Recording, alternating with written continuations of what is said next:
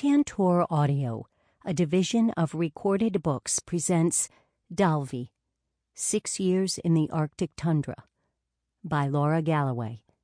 Narrated by Laura Lefkow. Introduction. It is -15 Fahrenheit, the first time I arrive in the Arctic, in Dálvi, the northern Sámi word for winter.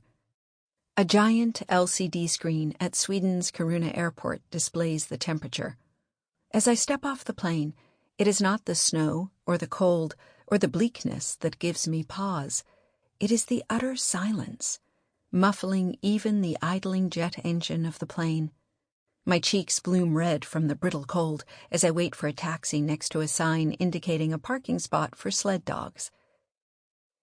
This is the farthest place imaginable from my home in New York, in both temperature and ambience. The air is completely still and lead-like with the cold, as if words might shatter if spoken. As we drive through the night to my hotel, I'm oblivious to the towering Scots pines and Norwegian spruce that dot the forlorn roadsides and would appear with the golden pink light of morning, laden with layers and layers of snow, creating towering sculptures of spun candy floss. The beauty is singular, and it is also deceptive. This is too a place of dark and endless nights, of bitter cold, and of survival. The Arctic North in winter is a great void, which is perhaps why I am so drawn to it. In its nothingness, there is no chaos, no ambiguity. There is nothing to be done except to be there, swallowed by the enormousness of one's surroundings, a bleakness which can either foster a sense of retreat or inspire possibility, depending on your state of mind and what you need most at that moment. I am filled with the sense of aloneness that has traveled with me longer than I can remember, which is a part of me. But in the sting of the cold, I also feel something foreign and unfamiliar, and which I thought had been lost to me long ago, a sense of wonder.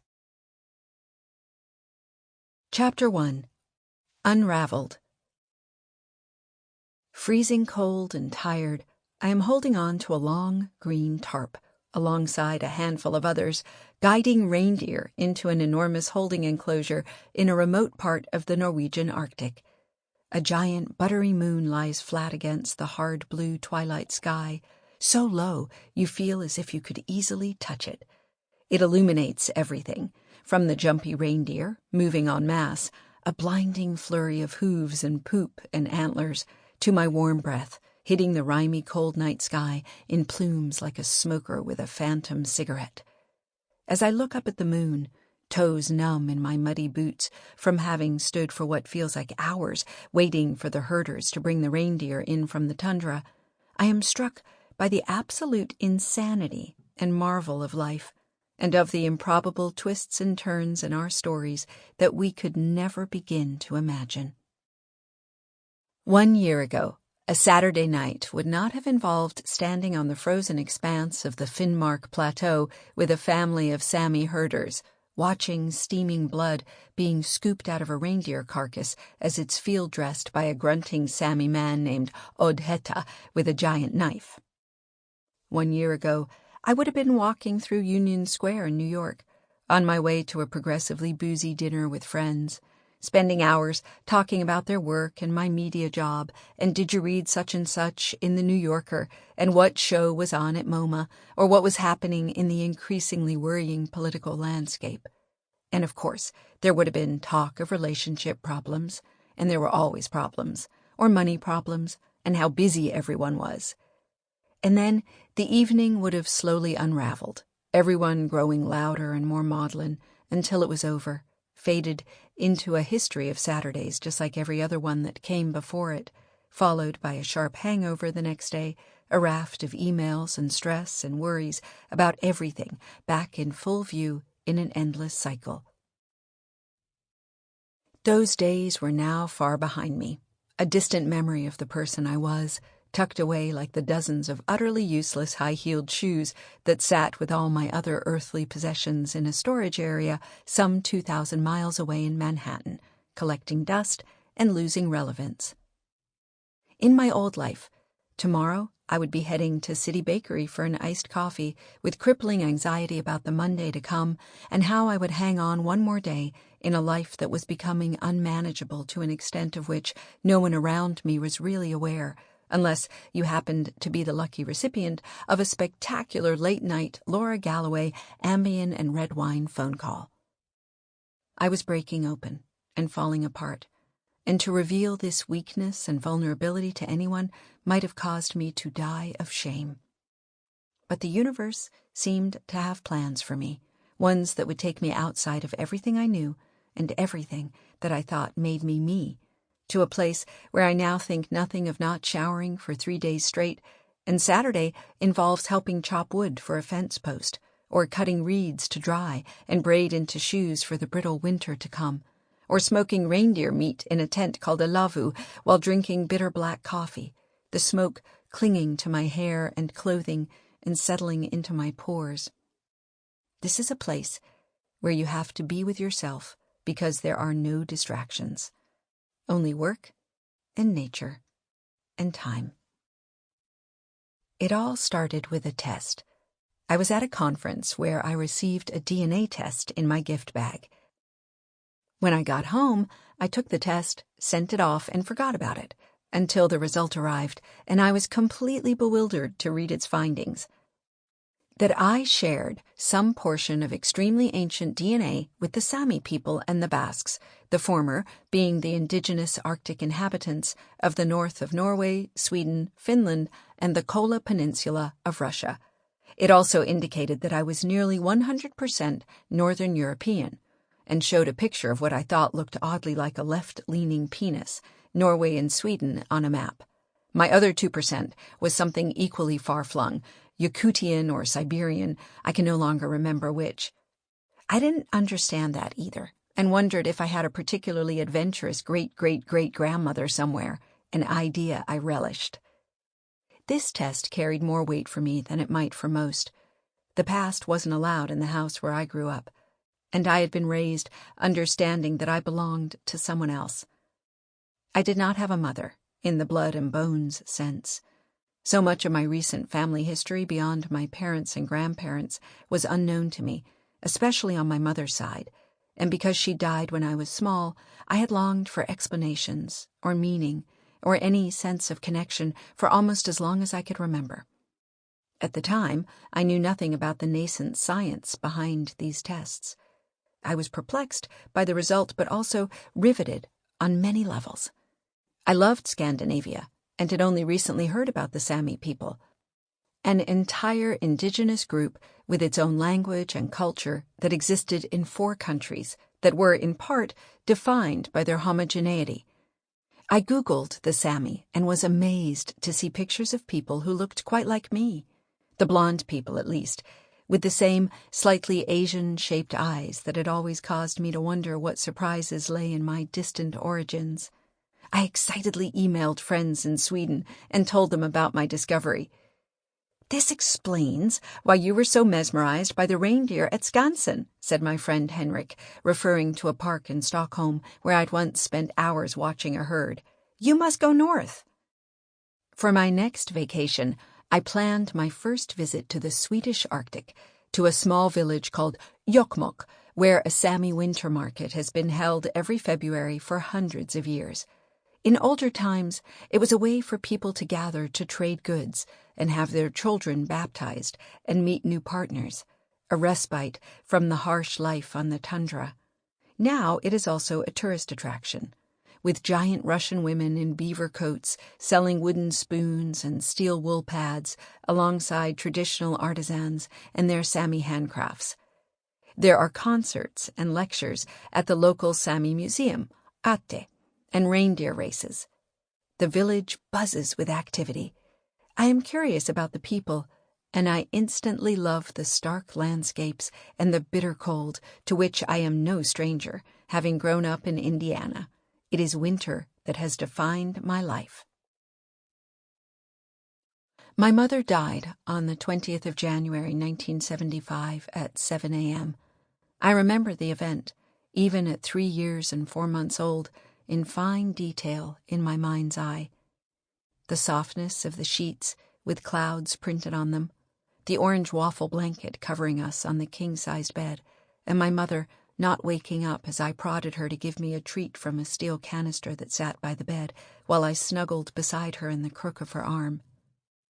I know the exact time of her death because my father is a doctor, and because of his training and background, he has always been precise to the point of obsession about details, even in a moment of crisis, even at the moment of the death of his wife and the mother of his 4 children.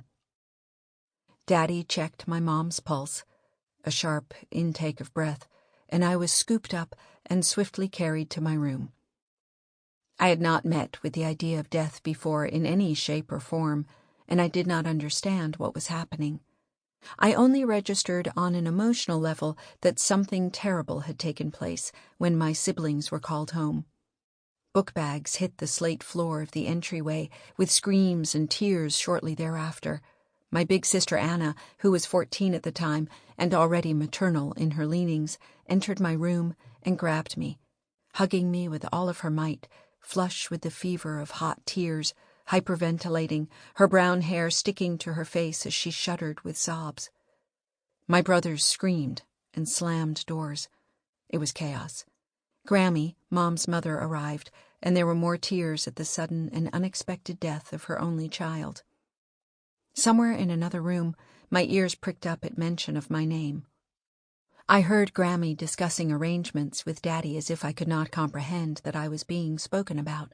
The decision that I should not go to the funeral because I was too young and wouldn't understand. It could be traumatic. Everyone grabbed me. Everyone cried harder when they did so. I only know this now as an adult. In the spectrum of grief, there is almost nothing more tragic than a motherless child, except the actual loss of a child. I was bewildered, confused, and I would not understand for some time that my mother had physically left my life forever, and this moment would be the domino from which all others fell, far into my adulthood. My mother was plagued with a heart problem. My memories are a series of murky vignettes in which I was powerless to save her. On one occasion, she fainted in the hallway, and unable to revive her, I lifted her up, put on my father's giant galoshes, and went outside, only to be found by neighbors standing in the street in winter with nothing on but a cloth diaper and undershirt.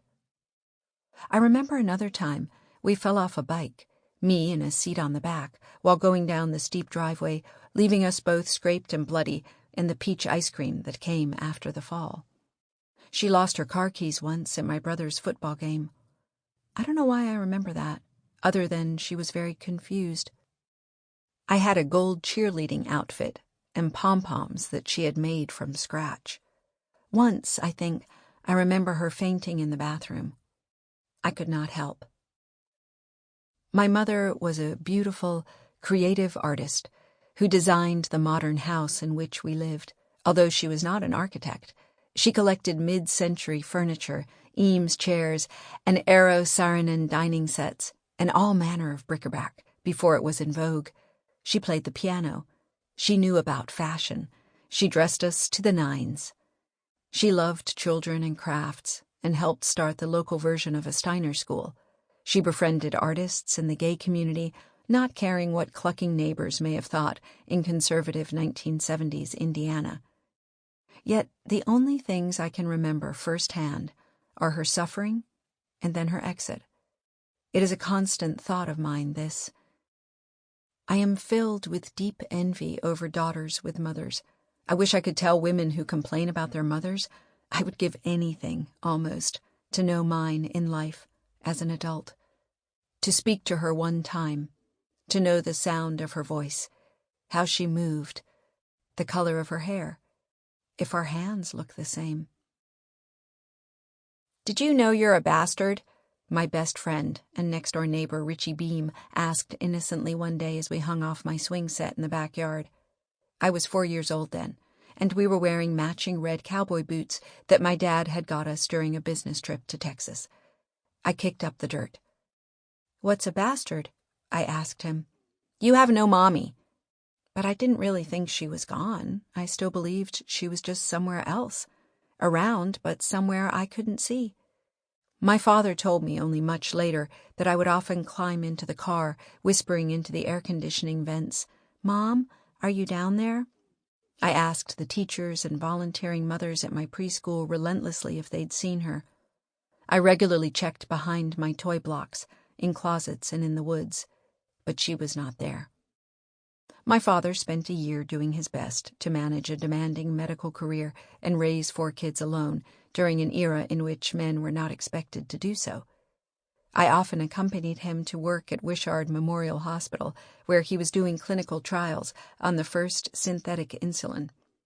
I spent time with the jumpsuit men, the men from the local prison who were doing human trials.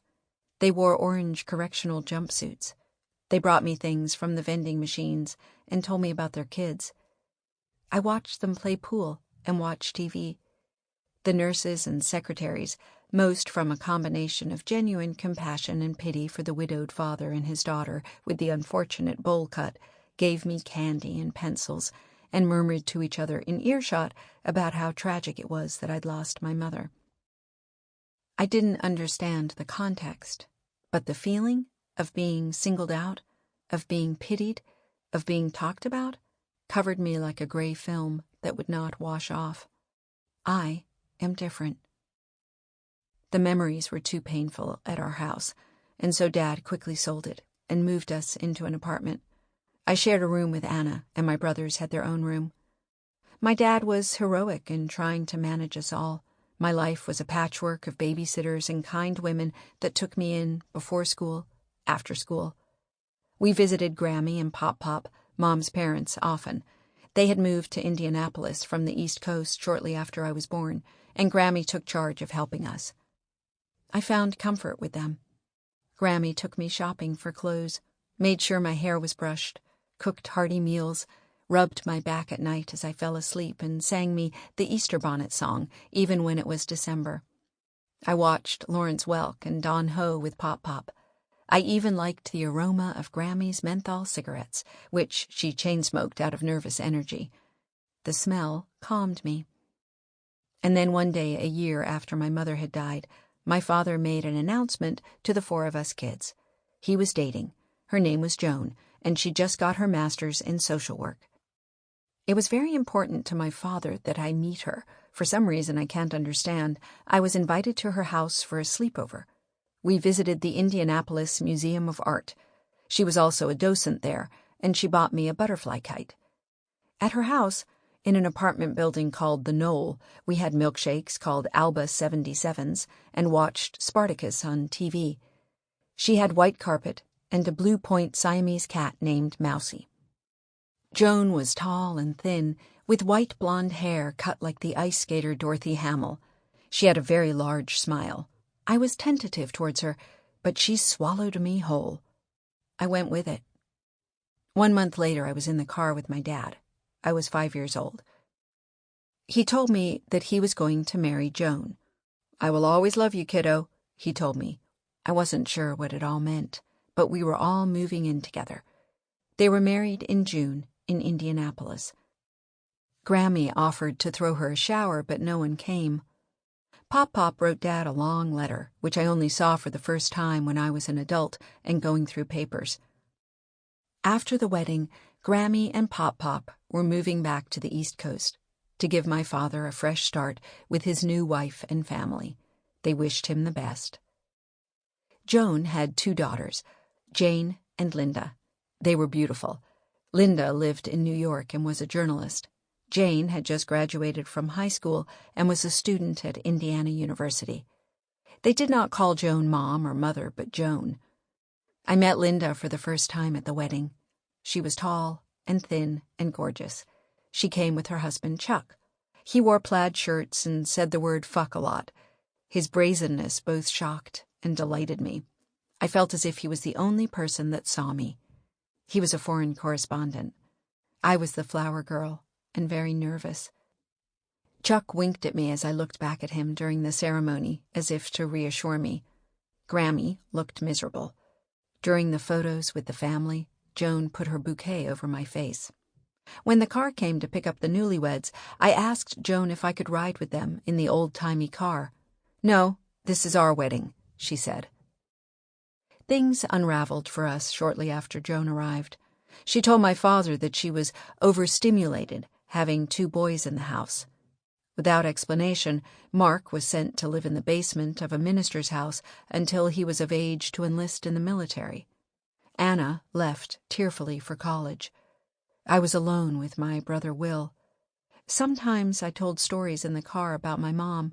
This upset Joan tremendously. My dad came into my room one night and had a chat with me. I couldn't talk about my mom in front of Joan anymore. It was too distressing for her. Joan, who had completed a degree in psychology, decided that Will and I should go to Al-Anon meetings. "Your mother was a drug addict," she informed us authoritatively. I was 8 years old. "She was addicted to diet pills. You both need to understand the mind of an addict." We went to some Al-Anon meetings and got the real-world education of a lifetime. Women talking about their husbands hitting them over the head with frying pans, broken doors, broken arms, gunshots, and infidelity. We had never been exposed to things like this. Later, I found out that this wasn't true of my mother at all. It was just something Joan made up in an attempt to justify her hatred of us. But for many years I was left with questions about my mother, and those questions ate at me. They also made me feel damaged, as if I came from a damaged person, which wasn't true, of course. Shortly afterwards, Will was sent away to a boarding school in Ohio. At least that's what I believed was happening at the time. Only much later would I learn that Joan had told him that he was no longer welcome. Her psychiatrist had advised that having 3 adults in the house was too much for her. Will was still in high school. He left, finding work as a cook at a country club one state over and finishing high school alone, away from home and friends. Then it was just me and Dad and Joan. Chapter 2. Ailu. I meet Ailu at a wedding. Our eyes lock at the wedding feast. Not the recognition of a soulmate, or even love at first sight, not nearly, but a profound and foreign feeling I will never forget.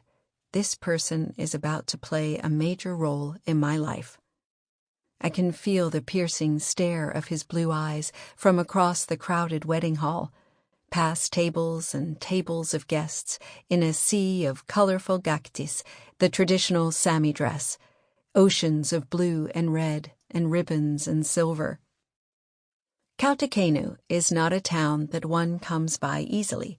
It is 2 hours by car from the nearest airport in Alta, a small and pristine city on one of the northernmost fjords in Norway. The Sámi are inhabitants of an area called Sápmi, which encompasses parts of Norway, Sweden, Finland, and the Kola Peninsula of Russia, and predates the borders of all of these modern countries.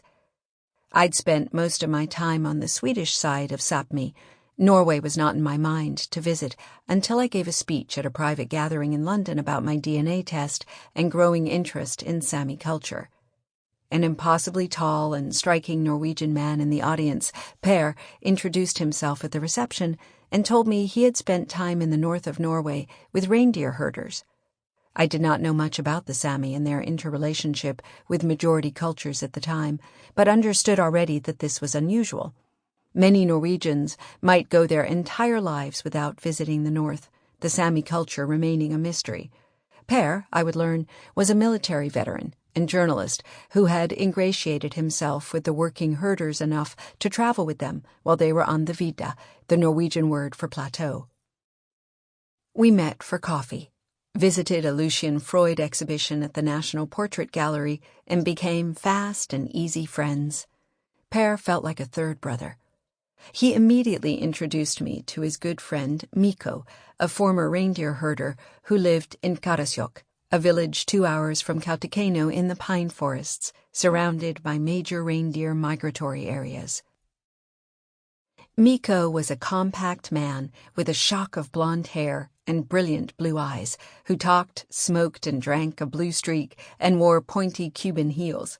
He reminded me of a blonde version of Simon Cowell.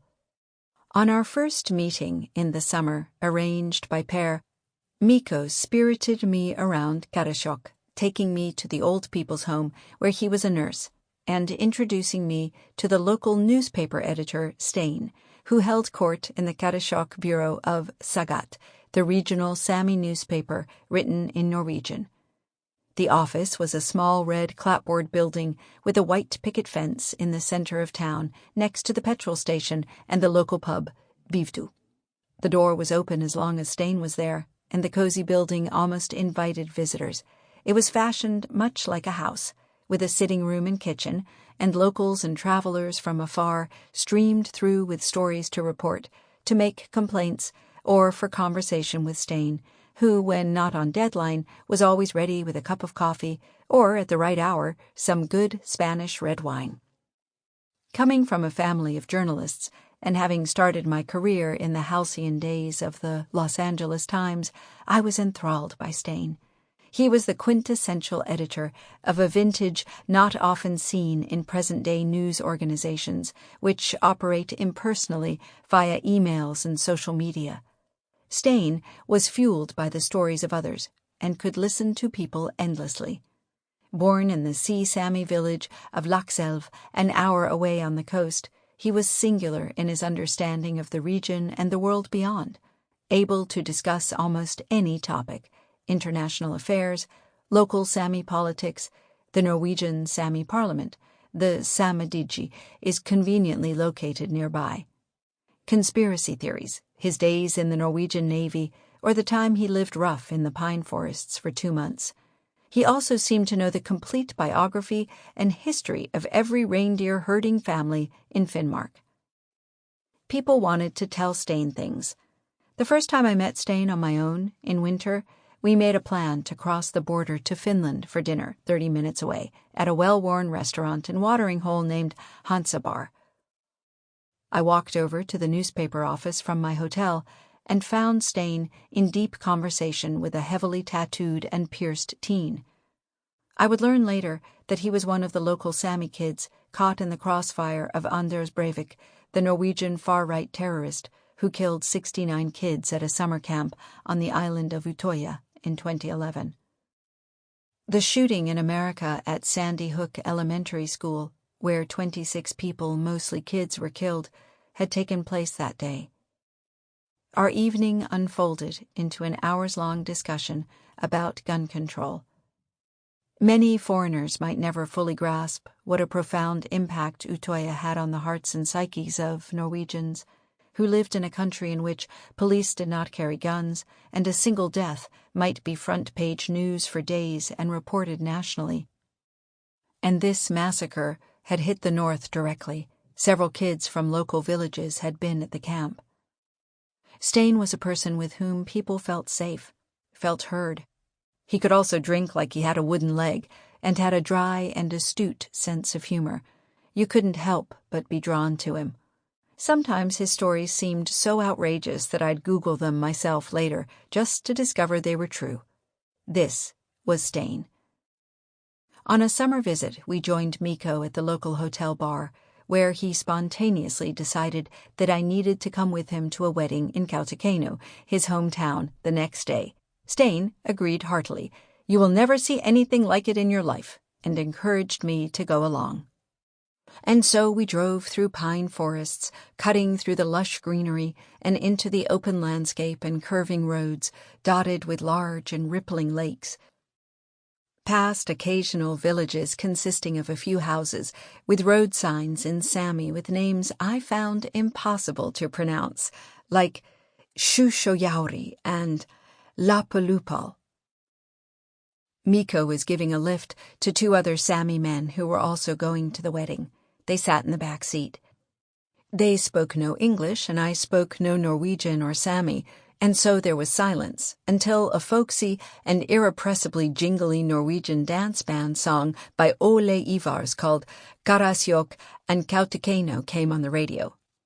And everyone joined in on the refrain with gusto, even the guys in the back, who at that point had started in on karhu, strong Finnish beer in black cans, with a picture of an angry bear on the front, which is how most people who drink the beer end up after several Sample complete. Ready to continue?